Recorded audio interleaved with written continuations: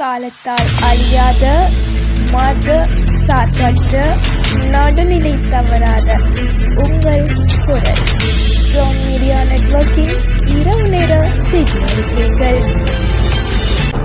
முதலில் தலைப்புச் செய்திகள். நாடளாவிய ரீதியில் ஒரு நாளில் 508 பேர் கைது. பல்லன்சேன சிறைச்சாலையில் நிலவிய பதற்றம், கட்டுப்பாட்டுக்குள் அதிரடியாக களமிறங்கிய அதிகாரிகள். வழக்கு தள்ளுபடி, பலிகாமம் வடக்கு தவிசாளருக்கு போலீசார் அச்சுறுத்தல். மன்னாரில் கரையொதுங்கிய ஆணின் சடலம், விசாரணைகள் தீவிரம். நாட்டில் பதற்றமான சூழல், தீவிரமடையும் சிறைச்சாலை கலவரம், ஜனாதிபதி தலைமையில் அவசர கூட்டம். புழுக்களுடன் விற்பனை செய்யப்பட்ட பிஸ்கெட்டுகள், உரிமையாளர்களுக்கு எதிராக கடும் நடவடிக்கை. அரசியலமைப்பின் 22வது திருத்தம், வெளியான உத்தியோகபூர்வ அறிவிப்பு. லக்ஷ்மன் யாப்பா அபயவர்த்தனவுக்கு பிணை. யாழ் சிறைச்சாலையில் குவிக்கப்பட்டுள்ள பாதுகாப்பு படையினர். தொடர்பான விரிவான செய்திகள்.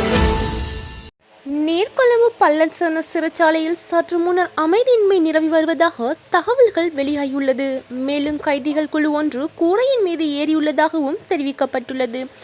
கடந்த மாதம் நீர்கொழும்பு சிறைச்சாலையில் வெடித்த மோதலை தொடர்ந்து அங்குள்ள கைதிகள் குழுவை பல்லன்சேன திறந்தவெளி சிறைக்கு மாற்றுவதற்கான நடவடிக்கைகள் எடுக்கப்பட்டிருந்தது. இதேவேளை குறிப்பிட்ட சிறைச்சாலைகளில் அமைதியின்மை நிலவுகின்றது. நாடு முழுவதும் முன்னெடுக்கப்பட்டு வரும் குற்றத்தடுப்பு மற்றும் போதைப்பொருள் ஒழிப்பு நடவடிக்கைகளின் கீழ் கடந்த ஒரு நாளில் மட்டும் 58 பேர் கைது செய்யப்பட்டுள்ளனர். நேற்று 6 மேற்கொண்ட சோதனைகளின் போது 27,054 பேர் பரிசோதனைக்கு உட்பட்டதாக போலீசார் தெரிவித்தனர். கைது செய்யப்பட்டவர்களின் குற்ற சம்பவங்களுடன் நேரடியாக தொடர்புடைய 20 பேரும், திறந்த பிடியாணை பிறப்பிக்கப்பட்டிருந்த 142 பேரும் அடங்குவர். வலிகாமம் வடக்கு பிரதேச சபைக்கு எதிராக பலாலி போலீசார் தாக்கல் செய்த வழக்கை மல்லாகம் நீதிவான் நீதிமன்றம் தள்ளுபடி செய்து தவிசாளர் சோமசுந்தரம் சுகீர்த்தனம் மற்றும் செயலாளரை விடுவித்துள்ளது. எனினும் நீதிமன்றத்திற்கு வெளியே தவிசாளரை போலீஸ் அதிகாரி அச்சுறுத்தியதாக தெரிவிக்கப்பட்டுள்ளது. தையிட்டில் பிரதேச சபைக்கு சொந்தமான வீதியை மீட்கும் நடவடிக்கை கைவிடுமாறு கோரிய வழக்கு தொடரப்பட்டிருந்தது. மன்னார் வங்காளை போலீஸ் பிரிவிற்குட்பட்ட வங்காளை கடற்பரப்பில் உருக்கு நிலைந்த நிலையில் ஆணொருவரின் சடலம் போலீசாரால் மீட்கப்பட்டுள்ளது.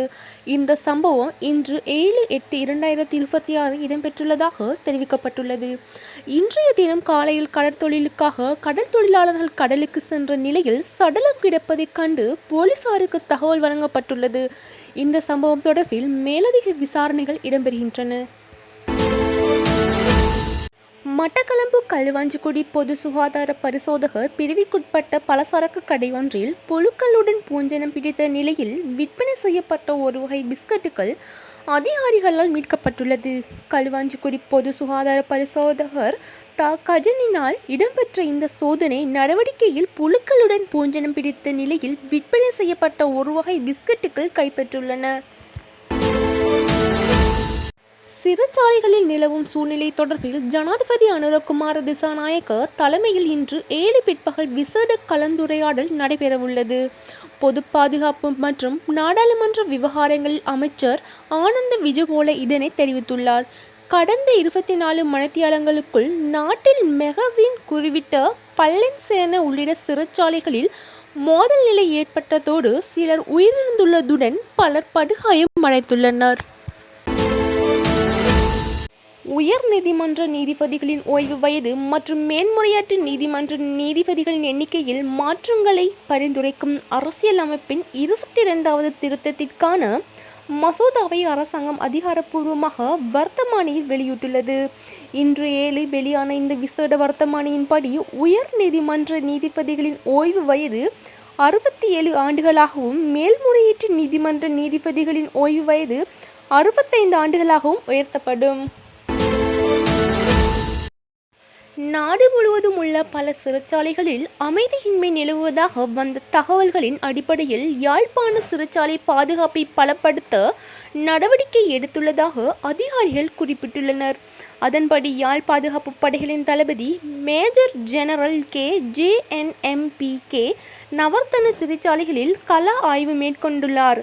மேலும் பாதுகாப்பு நோக்கங்களுக்காக இராணுவ வீரர்கள் குழுவும் அங்கு நிறுத்தப்பட்டுள்ளது. முன்னாள் அமைச்சர் லக்ஷ்மன் யாப்ப அபேவர்த்தனவுக்கு எதிரான இளஞ்ச வழக்கில் கொழும்பு உயர் நீதிமன்றத்தில் குற்றப்பத்திரிகையில் வழங்கி அவரை பிணையில் செல்ல அனுமதித்துள்ளது. இளஞ்சம் அல்லது ஊழல் குற்றச்சாட்டுகளை விசாரிக்கும் ஆணைக்குழுவான வழக்கை தாக்கல் செய்துள்ளது. இலங்கை முதலீட்டு சபை தொடர்பான பணியை நிறைவேற்றுவதற்காக தொழில் அதிபர்களிடமிருந்து 10 லட்சம் ரூபாய் இளஞ்சம் பெற்றதாக அவர் மீது குற்றம் சுமத்தப்பட்டுள்ளது. இத்துடன் இரவு நேர செய்தி அறிக்கைகள் முடிவடைகின்றன. மீண்டும் சந்திக்கலாம். நன்றி.